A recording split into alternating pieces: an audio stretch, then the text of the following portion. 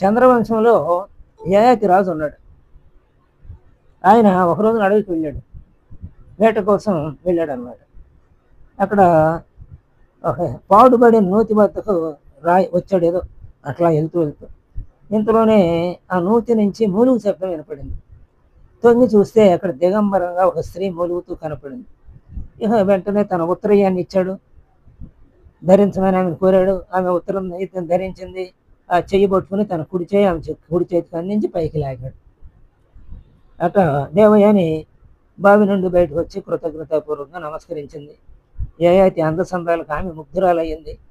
అతనిని మనసారా మోహించింది. యయాతికి అసలు ఆమెను గురించి ఆలోచనే లేదన్నమాట. ఆమెను తండ్రి వద్ద వదిలి వద్దామనుకుని తీసుకెళ్తున్నాడు. ఆ సమయంలో ఆమెకు హృదయంలో బలీయమైన కోరిక ఏర్పడింది, తప్పకుండా మనం చేసుకోవాలి అని. సరే, పాణిగ్రహణ సమయంలో వరుడి కుడి చేతితోటి వధువు యొక్క కుడి చేతిని పట్టించి పెళ్లి జరుపుతారు కదా. ఇప్పుడు ఆ కార్యక్రమం నువ్వు నూతిలో నుంచి నన్ను లాగేటప్పుడే జరిగింది కాబట్టి మనం ఇద్దరం పరిణామం ఆడుకున్నట్లే అన్నట్టు కూడా చెప్పింది. అయితే మరి ఆ అమ్మాయి ఎవరో తెలియదు ఇంక ఎప్పటికీ. ఏ సామాన్యురాలు అనుకున్నాడు ఆయన కూడా. అందుకని అసలు ఆయన కల్పం వద్దన్నాడు. ఆమె మార్చడానికి ఎన్నో విధాలు ప్రయత్నించింది, అయినా ఆయనలో ఏం మార్పు రాలేదు. అప్పుడే తన చరిత్రను గురించి చెప్పటం మొదలెట్టింది అన్నమాట. సరే, ఆయన ఎన్ని విధాల నచ్చ చెప్పినప్పటికీ వినలేదు. ఆమె పట్ల మనసు రాలి ఆయనకి పెళ్లి చేసుకున్నాను. అప్పుడు తన కథ చెప్పటం మొదలెట్టింది దేవయాని. నా తండ్రి శుక్రాచార్యుడు, ఆయనకి మృత సంజీవని విద్య వచ్చు. రాక్షసులందరూ దేవదాన యుద్ధంలో చనిపోయిన రాక్షసులందరినీ బతికిరిస్తుంటే మా నాన్నగారిని వాళ్ళ గురువుగా పెట్టుకున్నారు వాళ్ళు. ఆ రకంగా ఆయన రాక్షసుల గురువు అయ్యాడు. అయితే ఈ విద్య దేవతలకు తెలియదు.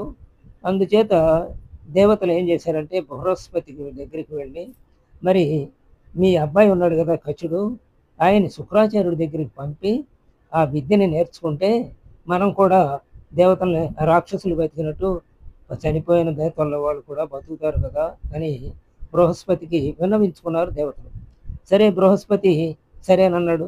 తన కొడుకుని ఆ శుక్రాచార్యుడి దగ్గరికి పంపించాడు. కచుడు వినయ విధేయతలు గలవాడు, ధర్మమూర్తి, తర్వాత మంచి తెలివితేటలు కలవాడు. ఆయన వినయ విధేయతలతోనే అడిగేటప్పటికి శుక్రాచార్యుడు సరేనని అంగీకరించాడు. అలా ఆ శుక్రాచార్యుడి దగ్గర ఉంటూ ఎంతో శుక్రాచార్యుడితోటి ఇష్టపడుతూ తన ప్రవర్తనని చూపించాడు, ఇష్టపడేట్లుగా. ఇది రాక్షసులు గమనించి ఈ కచుడి పైన ద్వేషం పెంచుకున్నారు. ఆయన ఒక రోజున పశువులు మేపటానికి అడవుకు వెళితే, అంటే అప్పుడు శిష్యులు చూడండి ఎలా ఉండేవాళ్ళు.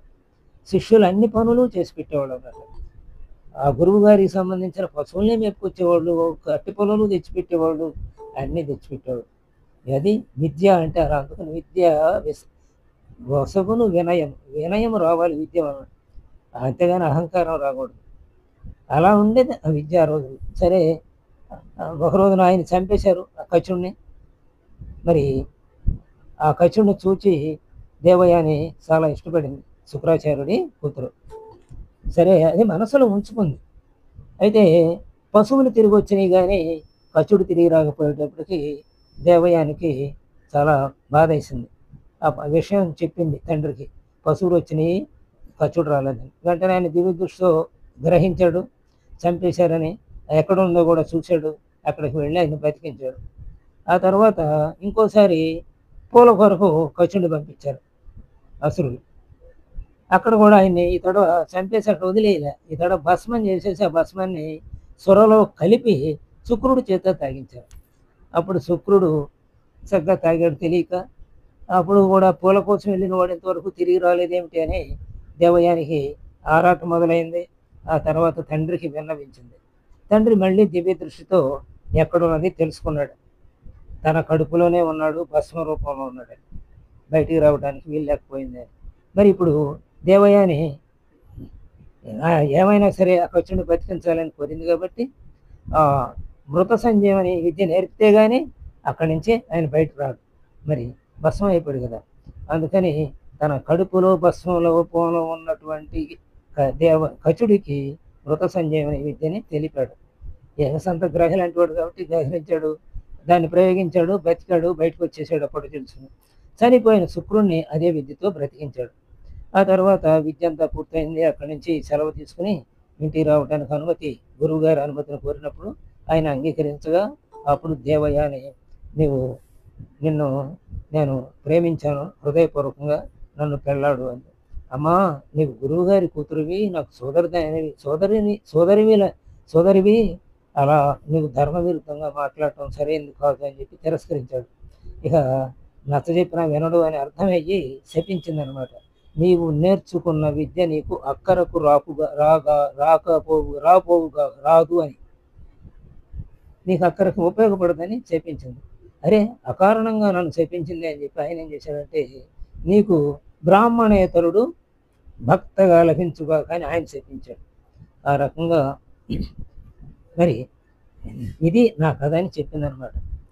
తర్వాత ఇంకో కథ కూడా చెప్పింది. ఈ రాక్షసుల రాజు ఒక ఆయన వృషపర్వుడు. ఆ వృషపర్వుడికి శర్మిష్ఠ అని కూతురు. ఈయన మంత్రి గారు అంటే గురువు, ఆయనేమో రాజు. వృషపర్వుడి కూతురు శర్మిష్ఠ ఉంది. వీళ్ళందరూ ఒక రోజున సరోవరంలో నా కన్య మిగతా వాళ్ళతోటి, దేవయానితోటి, అలాగే తన చెలికెత్తలతోటి వెళ్ళి స్నానం చేస్తుంది సరోవరంలో. ఇంతలో పార్వతీ పరమేశ్వరులు అంటే వివత్సరలై స్నానం చేస్తున్నారు అనమాట. పార్వతీ పరమేశ్వరులు ఎద్దు వాహనం ఎక్కటు, వృషభ వాహనం ఎక్కటు పైన వెళుతూ ఉన్నారు గగన మార్గంలో. వీళ్ళందరూ చూసి సిగ్గుతో భీతి చెంది పరుగున ఒడ్డుకొచ్చారు. దుస్తులు ధరించేటప్పుడు పొరపాటున దేవయాని శర్మిష్ఠ దుస్తులు ధరించేసింది. అంటే రాజు కూతుర్ని నా బట్టలు ధరిస్తావని గురువు గారి కూతురైనటువంటి దేవయానిని నానా మాటలు అంది. చివరికి విరుచుపడింది. అందుకని ఆ బట్టలు తీసేయాల్సి వచ్చింది. అప్పుడు ఆ దిగంబరంగా ఉన్నప్పుడు ఏం చేసిందంటే శర్మిష్ఠ కోపం దగ్గర, రాక్షస స్వభావం, రాక్షస కూతురు కదా, రాక్షసరాజు కూతురు కదా, వెంటనే ఆ దేవయాని నూతిలో తోసేసింది అనమాట. ఆ పాడు పనులు నూతేసి తను వెళ్ళిపోయింది చెలికెత్తలతో. అలా నేను అక్కడ ఉండగా మీరు ఇప్పుడు వచ్చారు, మీరు నన్ను రక్షించారు అని కూడా అది కూడా చెప్పింది. ఆ తర్వాత కచుడి యొక్క శాపం కూడా చెప్పింది. అందుకే ఆ శాపం వల్లనే నాకు మీ మీద ఇంత గాఢమైన ప్రేమ కలిగింది అని కూడా చెప్పింది అనమాట. సరే, ఆ దేనగాదంతా విన్నాడు.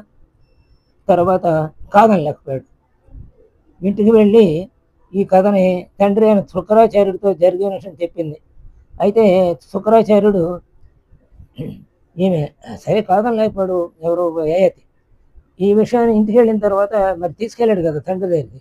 అక్కడ శర్మిష్ఠ ఇట్లా చేసింది నాకు అని చెప్పి దేవయాని శుక్రుడితో చెప్తే, శుక్రుడు వృషపర్వుడిని రాక్షసరాజుని శపించడానికి పూనుకోబోతుండగా వృషపర్వుడు కూడా అక్కడ శర్మిష్ఠ చెప్పిన దాన్ని విని గబగబా శుక్రాచార్యుడు ఎక్కడ శపిస్తాడు అని చెప్పి గబగబా వచ్చి తనని మన్నించమని కోరాడు. నా తప్పుని, నా కూతురు చేసిన తప్పుకి నేను క్షమాపణ కోరుతున్నానని చెప్పాడు. కూతురిని కూడా తీసుకొచ్చాడు. ఆ తర్వాత ఆయన శాంతించి తర్వాత ఊరుకున్నాడు అనమాట. ఆ తర్వాత వాళ్ళిద్దరికి యయాతికి ఎన్నో దేవయానికి వైభవంగా వివాహం జరిపించాడు. తర్వాత నీ కూతురుతో పాటు ఉన్నట్టు నా చెలికత్తెల్ని దేవయానికి దాసిగా పంపించని చెప్పాడు. అలాగే వృషపర్వ రోజు దానికి అంగీకరించాడు. యయాతి దేవయానులతో పాటుగా ఈ శర్మిష్ఠతో చెలికత్తెలు అందరూ కూడా యయాతి రాజ్యానికి వెళ్ళారు. అక్కడ వీళ్ళిద్దరికి చిరోహ భవనాన్ని కట్టించాడు. శర్మిష్ఠకు ఒకటి, వృషపర్వునికి, దేవయానికి. ఆ తర్వాత దేవయానితో యయాతి చక్కగా దాంపత్య సుఖం పొందుతున్నాడు. ఇలా ఉండగా ఒక కుమారుడు కలిగాడు. ఆ శర్మిష్ఠకి తాను కూడా ఒక కుమారుడిని కలగాలనే ఆలోచన వచ్చింది. అంటే ఆయన రాజుకూతురు కాబట్టి వేరే భవనం కట్టించాడు, ఏమి దాస్యం చేస్తున్నాడు. ఆమె పట్ల ఈయనకేమీ మమకారం లేదు. అయితే ఆ శర్మిష్ఠే మొత్తం మీద యయాతిని ముగ్గులోకి దింపింది. లాలింపు మాటలతోటి రహస్యంగా ఆయనతోటి రతి క్రీడలాడింది. ఆయనకి 3 పుత్రులు పుట్టారు. అప్పుడు ఈ 3 పుత్రుల్ని తర్వాత ఎప్పుడో ఒకసారి దేవయాని గమనించి ఎవరు వీరు అని ఆరాధించింది అనమాట. ఆరాధిస్తే విషయం తెలిసింది. అప్పుడు యయాతి ఆగ్రహించి తన భర్తనే యయాతి మీద ఆగ్రహించి తన భర్తని వృద్ధుడమైపోగాక అని శపించింది. అయితే పాపం యయాతికి అప్పటికి కోరికలు తీరల. అందుకని తన తప్పుని క్షమించవలసిందిగా వేడుకున్నాడు శుక్రాచార్యుని యయాతి. అయితే ఈ అల్లుడి పరిస్థితిని గమనించి, ఆ ధ్యాన పరిస్థితిని గమనించి, సరే నీవు మళ్ళీ నీ కుమారులలో ఎవరైనా నీకు తమ నీ వృద్ధాప్యాన్ని కనుక వాళ్ళు తీసుకుంటే నీవు యువకుడు అవుతావు, అప్పుడు మళ్ళీ నీవు నీ వాంఛను తీర్చుకోవచ్చు అని సవరణ చేశాడనమాట శుక్రాచార్యుడు. సరే ముగ్గురు కుమారులు ఉన్నారు, అడిగాడు. దేవయాని పుట్టిన కుమారులు నలుగురు ఉన్నారు కదా, ఆయన ఒకడు. ఈ నలుగురిలో ఎవరో ఇష్టపడలేదు. చివరికి ఆఖరి కుర్రాడైన పురూరవు చక్రవర్తి అని చెప్పుకుంటామే, ఆ పూర్వుడు ఒప్పుకున్నాడు. ఆ పూర్వుడు తన యవనాన్ని ఇచ్చాడు, ఆ వృద్ధాప్యాన్ని తాను తీసుకున్నాడు. అలా మళ్ళీ ఒకడై యయాతి తన భార్య దేవయానితో సుఖాలు అనుభవించి, ఆ తర్వాత ఇక విరక్తి కలిగిన సమయంలో తన వృద్ధాప్యాన్ని మళ్ళీ తాను తీసుకుని పురూవుడికి తన యవనాన్ని అప్పగించేశాడు. ఆ తర్వాత తప చేసుకోవడానికి ఆవిడకి వెళ్ళిపోయాడు. ఆ పురూరు చక్రవర్తి అంటారు, ఆ పురూవుడికే రాజ్యాన్ని చెప్పాడు అనమాట. కాబట్టి జరిగేది జరగక మానదు, ఏది జరిగినా మన మంచి కొరకే అని భావించాలి. జీవితంలో సహజంగా ఎప్పుడైనా సరే వస్తూ ఉంటాయి ఒడిదుడుకులు. ఆ ఒడిదుడుకులు రెండింటిని కూడా సమన్వయపరుచుకోవాలి అని ఈ కథ మనకి సందేశం ఇస్తూ ఉంటుంది. మరి అటు దేవయానికి ఒడిదుడుకులు వచ్చినాయి, ఇటు శర్మిష్ఠకి ఒడిదుడుకులు వచ్చినాయి, అటు కచుడికి ఒడిదుడుకులు వచ్చినాయి, ఒకరి వల్ల ఒకరికి. ఇలా యయాతికి వచ్చినాయి. కాబట్టి ఇందులోని పాత్రలందరూ జీవితంలోని ఒడిదుడుకులు అనుభవించిన వాళ్ళేనమాట. కాబట్టి వాటన్నిటినీ సమన్వయపరుచుకుంటూ శాంతి జీవనం, శాంతి జీవనం, ప్రశాంత జీవనం గడుపుతూ మనం వచ్చిన చోటుకు వెళ్ళటానికి మన ప్రయత్నం. అంటే మన గమ్యం ఏది? మోక్షం. ఆ మోక్షం అంటే బంధ విడుదలకి ప్రయత్నించాలి. కాబట్టి మనస్సును బట్టి కాదు మనం ప్రవర్తించాల్సింది, మంచిని బట్టి. ఆ మనస్సు కురుక్షేత్రం లాంటిది కదా, అందులో మంచి చెడ్డ రెండు ఆలోచనలు వస్తూ ఉంటాయి. మంచి ఆలోచనలని బుద్ధి నిశ్చయం చేయాలి. అంటే అందుకనే బుద్ధి సరిగా పనిచేయాలి. అందుకనే సరిగా పనిచేయలేని బుద్ధి లేనివాడు అంటారు. కాబట్టి బుద్ధి గట్టిగా ఉండి మనసుని సింహంలాగా బుద్ధి ప్రవర్తించి మేకలాంటి మనసుని పట్టుకోవాలి గట్టిగా. అది అటు ఇటు పరిగెత్తకుండాది.